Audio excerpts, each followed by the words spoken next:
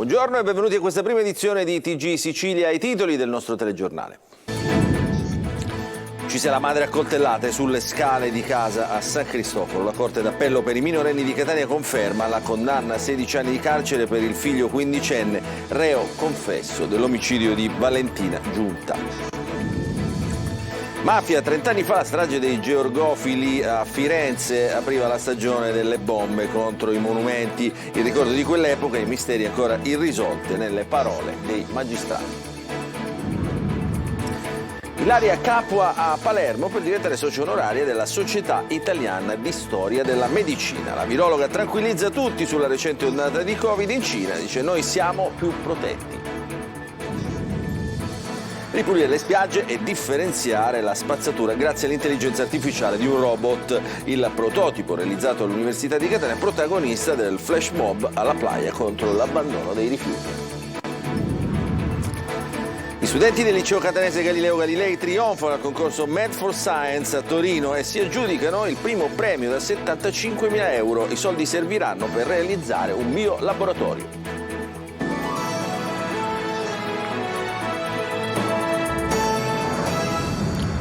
Ancora buongiorno e benvenuti a questa prima edizione di TG Sicilia. Apriamo con la cronaca giudiziaria perché la Corte d'Assise d'Appello di Catania ha confermato la condanna a 16 anni di carcere per il quindicenne che uccise la madre Valentina Giunta nel quartiere di San Cristoforo a Catania. La vittima venne colpita a coltellate sulle scale di casa. Giusy Lazzara. Un figlio che uccide la madre a coltellate. Arriva la condanna della Corte d'Assise d'Appello per i minorenni di Catania che, accogliendo la richiesta della Procura, ha confermato 16 anni di carcere per il quindicenne reo confesso dell'omicidio della madre, Valentina Giunta, di 32 anni, assassinata nella sua abitazione il 25 luglio del 2022. Il minorenne aveva confessato il delitto durante l'udienza per la convalida del suo fermo, eseguito il giorno dopo il delitto dalla squadra mobile della Questura che ha indagato sul caso. Una storia complicata quella della donna che si era separata dal marito in carcere e cercava di rifarsi una vita, allontanandosi da quel quartiere San Cristoforo, portando con sé il figlio di 10 anni. Il quindicenne non aveva mai accettato questa decisione, anzi le sue visite in carcere dal padre avrebbero alimentato il suo rancore, finito con l'accoltellamento sulle scale di casa. La sentenza di primo grado, che lo aveva riconosciuto colpevole di omicidio aggravato, era stata emessa il 23 gennaio a conclusione del processo celebrato col rito abbreviato. La famiglia della vittima si era costituita parte lesa. Gravissimi gli elementi indiziari, aveva sottolineato la Procura dei minorenni di Catania, scoperti durante le indagini che ricostruivano l'omicidio maturato in ambito familiare. Nell'ordinanza si leggeva che il ragazzo negli ultimi mesi viveva con la nonna paterna, lasciando la casa della madre, nonostante la stessa avesse mantenuto un atteggiamento protettivo verso il figlio, a fronte delle ostilità alimentate dalla famiglia del padre, detenuto da tempo per gravi reati, anche contro la persona. Un tredicenne, Antonino Amendolì, è morto ieri sera in seguito ad un incidente stradale avvenuto in via Portella a Favara, in provincia di Agrigento. Il minorenne era in sella come passeggero di uno scooter quando è improvvisamente finito sul selciato. Il conducente del ciclomotore è rimasto invece illeso. La vittima pare abbia sbattuto la testa contro un palo. Vano ogni tentativo di soccorso. Sulla vicenda che sta seguendo la polizia si indaga. I soccorsi hanno partecipato anche la Polizia Municipale e i Carabinieri. A 30 anni esatti dalla stagione delle bombe mafiose contro il patrimonio artistico, cominciato con l'attentato di via dei Georgofili a Firenze, costato la vita a 5 persone, abbiamo ripercorso con le parole dei magistrati Luca Tescaroli e Ignazio Fonso il ricordo di quel che accadde in uno dei periodi più brutti e più bui della storia d'Italia. Natale Bruno. Sono passati 30 anni. Il 27 maggio del 1993 la strage di via dei Georgofili a Firenze inaugurò la stagione delle bombe mafiose contro i monumenti. Per quell'attentato sono stati condannati gli esecutori e chi li armò, ma la caccia ai mandanti occulti non si è mai fermata. A Firenze ci sono ancora fascicoli aperti e indagini non concluse. Ci sono ancora i nomi di Silvio Berlusconi e Marcello Dell'Utri scritti sul fascicolo dell'inchiesta sui mandanti delle stragi del 93 e del 94, un'inchiesta prorogata più volte dal giudice per le indagini preliminari su richiesta dei magistrati della Procura di Firenze. Luca Tescaroli da tempo segue gli sviluppi. Oggi ricorda. L'aggressione rappresentò il momento di massimo pericolo per la nostra democrazia, che venne profondamente ferita, e l'attacco è stato sicuramente l'attacco più grave posto in essere da Cosa Nostra, che non si era mai verificato in precedenza, per concentrazioni di stragi, per obiettivi colpiti e luoghi prescelti, per modalità di esecuzione, per numero di morti e feriti e di danni creati, che fece capire a tutti gli italiani che nessuno poteva più ritenersi sicuro nemmeno a casa propria, come in tempo di guerra. Delle stragi lontano dalla Sicilia del 1993 forse se ne è parlato un po' meno di quelle Falcone e Borsellino del 92. Quelle compiute a Firenze, Roma e Milano non si accomodano nella narrazione rassicurante dei mafiosi cattivi che uccidono i magistrati buoni, ma poi alla fine arrivano i buoni e il bene prevale. Le immagini degli attentati ai monumenti fanno pensare più alla sovversione politica che alla vendetta mafiosa. Ecco perché adesso ci si auspica di conoscere sino in fondo cosa avvenne realmente in quegli anni. Ignazio Fonso è procuratore aggiunto a Catania. Rispetto all'anniversario delle stragi di Capaci e Via D'Amelio vi è stata magari una minore rilevanza mediatica della ricorrenza. Ciò non toglie che si tratta di fatti gravissimi per i quali sono stati celebrati processi che hanno portato alla condanna definitiva degli autori a 18 ergastoli. Si tratta di individuare ancora gli eventuali mandanti occulti o comunque coloro che hanno suggerito e rafforzato la volontà stragista di Cosa Nostra nel 1993. È un lavoro ancora lungo, un percorso lungo, sperando che non sia e non rimanga uno dei tanti misteri d'Italia, senza verità preconcette, che si riesca a trovare anche in questo caso coloro che hanno organizzato e ideato questi fatti gravissimi che hanno attentato alla nostra democrazia. Adesso cambiamo decisamente argomento. Ilaria Capua, virologa di fama internazionale, diventa socia onoraria della Società Italiana di Storia della Medicina. Ieri mattina a Palermo la cerimonia di consegna al Don Bosco, un'occasione per parlare anche della nuova ondata di Covid che sta colpendo la Cina e lanciare un invito al governo. È andato per noi Marco Gullà. Protagonista nella lotta alla pandemia, la nota virologa Ilaria Capua oggi a Palermo ha ricevuto dalla SISM, Società Italiana di Storia della Medicina, una delle associazioni scientifico-culturali più antiche d'Italia, il diploma di socio onorario. Un riconoscimento di prestigio per il grande lavoro che Ilaria Capua ha fatto in particolare negli anni di emergenza pandemica. Il suo contributo è stato fondamentale. Sono molto contenta di essere qui al Don Bosco stamattina, perché parlare ai ragazzi è uno dei modi per creare delle generazioni più consapevoli, e i ragazzi sono la nostra forza e quindi cercherò di convincerli che il nuovo approccio che dobbiamo avere alla salute è quello di una salute circolare. La Società Italiana di Storia della Medicina, che è la più antica società scientifico-culturale d'Italia, ha deciso di dare la membership di socio onorario alla professoressa Capua, perché nella lunga vicenda del Covid si è dimostrato come nel passato una delle persone che più ha lottato con risultati positivi. E sulla lotta al Covid la Capua entra nel merito di una nuova possibile ondata del virus, considerato anche che in Cina i casi stanno vertiginosamente aumentando. In Italia siamo molto più protetti di quanto non lo siano i cinesi, e quindi io prima di preoccuparmi cercherei di capire che cosa sta succedendo lì, ma comunque noi abbiamo avuto accesso ai vaccini e in Cina non hanno avuto così tanto accesso.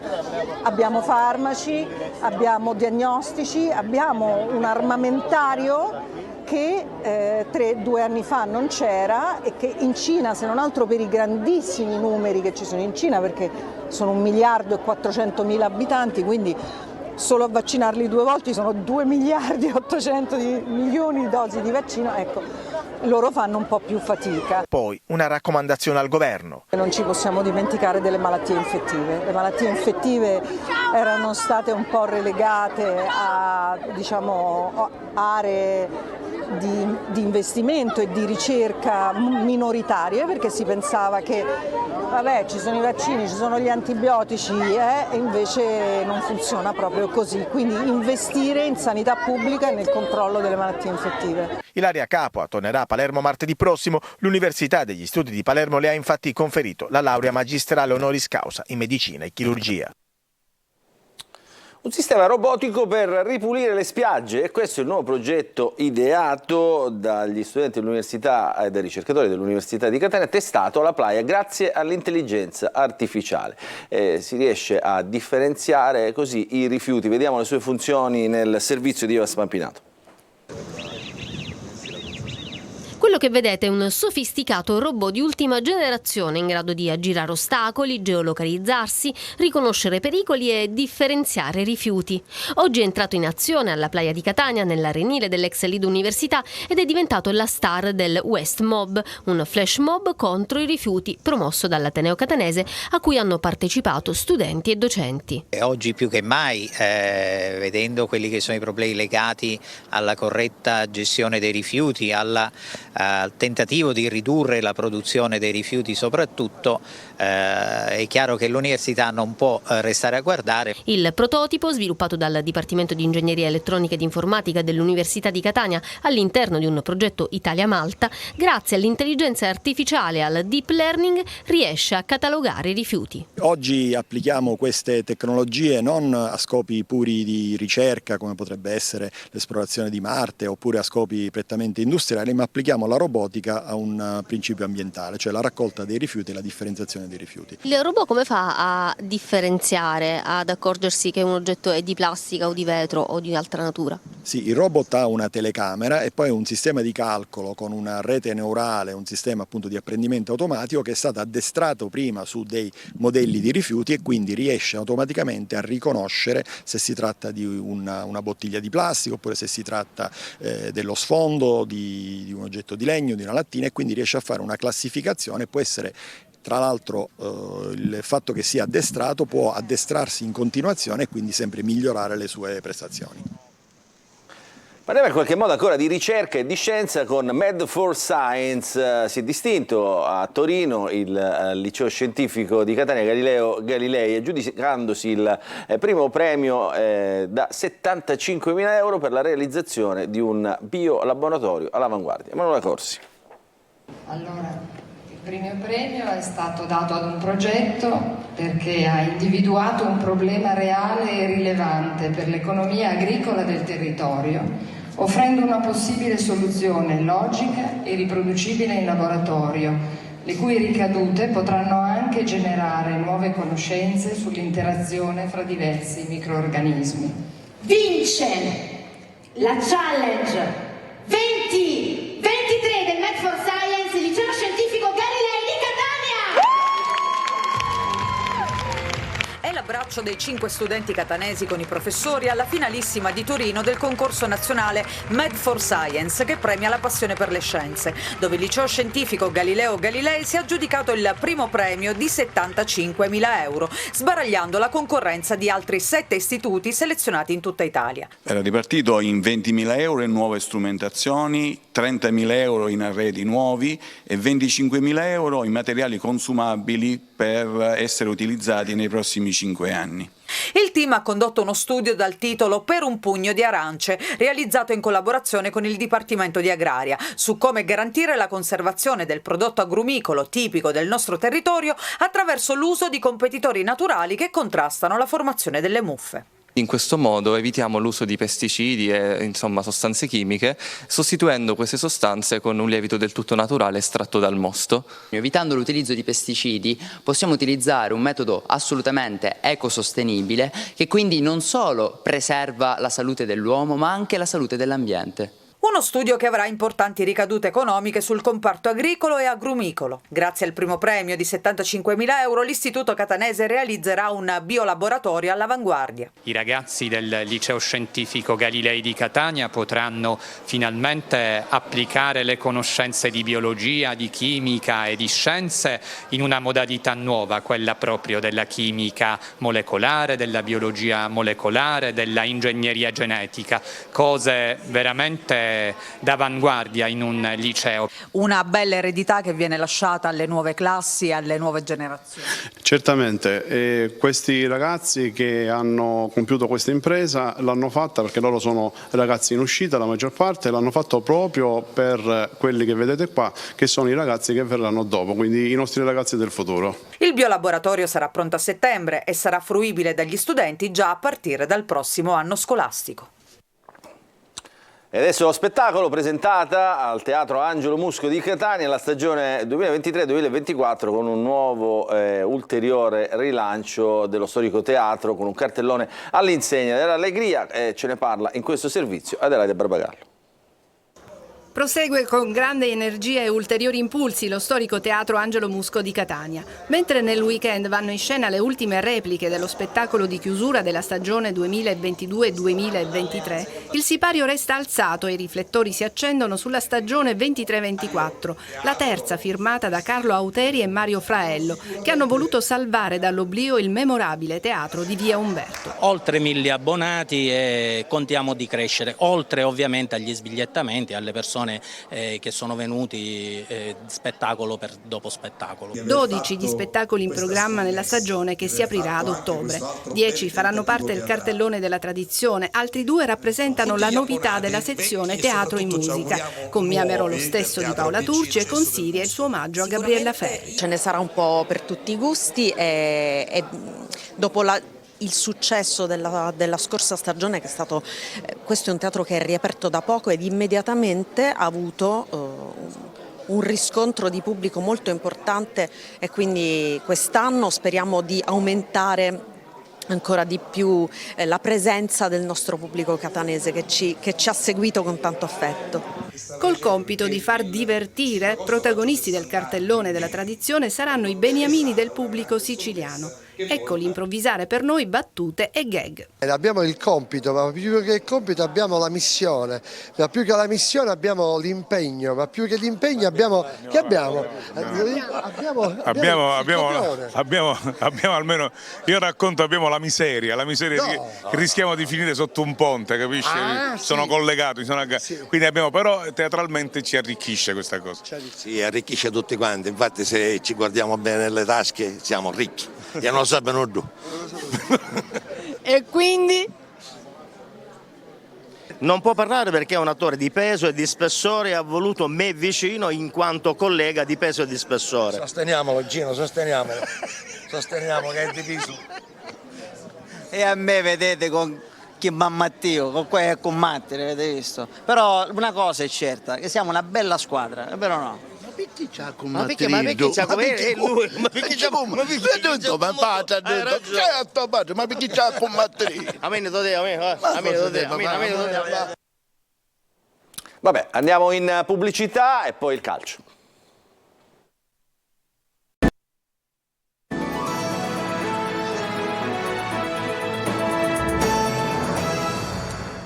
Ancora ben trovati nella seconda parte del nostro TG Sicilia, lo sport, in questo caso la pallavolo. Catania verso il ritorno nell'elite del volley. Dopo 26 anni la città può ritrovare il massimo campionato. La Saturnia, neopromossa in Serie A2, è in procinto di acquisire il titolo sportivo di Vibo Valencia con il ritorno in Superlega. Tonino De Mana. Dalla A3 alla Superlega, dal doppio successo contro Casarano al doppio salto di categoria con la Saturnia del padrone Luigi Pulvirenti, pronta ad acquisire il titolo sportivo di Vibo per tornare nella massima serie di volley. Sono ore febbrili sull'asse Sicilia-Calabria con l'obiettivo di perfezionare la trattativa, tra l'altro ben vista dai vertici federali che ritroverebbero una piazza importante come Catania. Basti pensare che il Sud è rappresentato solo da Taranto. Il ritorno nell'elite nazionale riporta alla mente i fasti di uno sport che ha scritto pagine importanti ai piedi dell'Etna e il ricordo porta inevitabilmente alla mitica Paoletti, campione d'Italia 1978, prima squadra siciliana a conquistare lo scudetto in uno sport di squadra. Un vanto per l'intero meridione, un blocco, quello della Paoletti, che agli ordini del professor Carmelo Pittera, anch'egli catanese, fu l'anima del Gabbiano d'Argento, la nazionale azzurra capace di conquistare uno storico secondo posto ai mondiali di Roma 78, cedendo soltanto all'Unione Sovietica dopo aver eliminato Cuba in semifinale. Immagini sbiadite, foto in bianco e nero, ritagli di giornali e biglietti, in questo caso vedete la sfida con il CSKA di Sofia, che rievocano match di un glorioso passato, sfide memorabili come la semifinale scudetto della Pozzillo Catania, che nel 1988 affrontò ad armi pari la Panini Modena di Julio Velasco, una storia di successo anche in campo femminile con l'Alidea della professoressa Pizzo e delle figlie Donatella e Tiziana, campione d'Italia nel 1980, una tradizione che passa attraverso grandi nomi come quelli di Nello Greco, Nino Cuco, Massimo Castagna, Ugo Conte e Cantor, già Valdo Cantor, condottiero di una Saturnia che dopo aver conquistato la promozione in A2 punta alla Superlega. Dopo 26 anni Catania è pronta così a riappropriarsi della Serie A1 per l'ufficialità. Bisognerà attendere qualche giorno, esattamente il 31 di maggio, quando la Saturnia ha annunciato una conferenza stampa per sancire il ritorno di Catania nell'elite del volley. Con queste belle immagini del volley si conclude il nostro telegiornale di questa mattina. Vi ricordo che l'informazione su Antena Sicilia ritornerà più tardi alle 13:30. Nel frattempo vi lascio alla rassegna stampa curata oggi dal collega Marco Carli. Grazie per averci seguito, buon proseguimento di giornata a tutti.